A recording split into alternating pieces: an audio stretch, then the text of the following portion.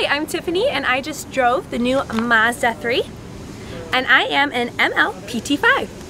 So the first thing I definitely checked out on this car was I went right to the sticker to see what kind of mile per gallon it gets. And I was actually really impressed. 41 on highway, and it has a gauge inside that actually keeps track of what type of mile per gallon you're getting. Look, it also has your average miles per gallon. I like that.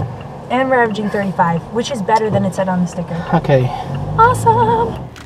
This is the basic sedan model of the Mazda, and I will say, I think they have some sportier options that when I see them, I'm a little bit more impressed. But I mean, overall, it's still that typical sleek, sporty look. It's definitely a driver's car, but as we discovered, it's pretty comfortable in the back seat too. There's not that much room back here. There is a lot of room back here. Maybe we should switch spots. I feel good. I feel like my friends and your pop bottles would enjoy this. You think there's room for a third person in here though? Fontana! We want to see if three people can fit in the back seat. This is gonna be tight. We're gonna see how this works. All right, I'm closing the door though. You ready for this? Do it. How do you feel? Of course, we invited our smallest friend. Indeed.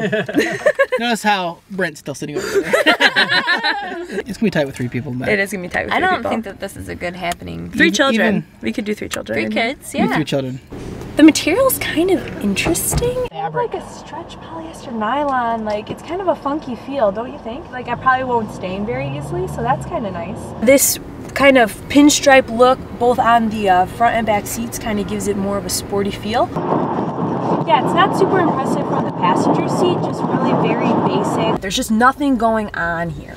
It definitely looks cooler from the driver's point of view, it just does. It's got this hint of red in the stitching in the steering wheel. It's actually around the gauges here, and on your shifters and your emergency brake. But I feel like that touch of red just gives you that little hint of sport. Even the shifter is kind of like sporty. It seriously looks like the shifter that was in my dad's old Corvette, like, you know? This is a little odd, the radio just kind of like sticking up here. That's not good, Sage. There we go. Sort of odd placement. You've got your CD down here. There is the USB port right on the inside and the auxiliary cable connection there, which is really awesome. I always look for that because I'm big into music. I felt comfortable. Sometimes you get in a new car and it's kind of weird to drive it. You're just like, oh, I'm not used to this. And I felt pretty comfortable driving it right away. I do really like the push on and off. You have to have your foot on the brake, we discovered, to turn on the car. I like how it drives. I feel like it drives really smooth. Like, I feel like the gas and brake are... Even though this road's garbage. Even though this road's garbage, yeah, it is correct. I think it has a little sportier suspension. Obviously the brakes work well. Good thing I gave them a 4.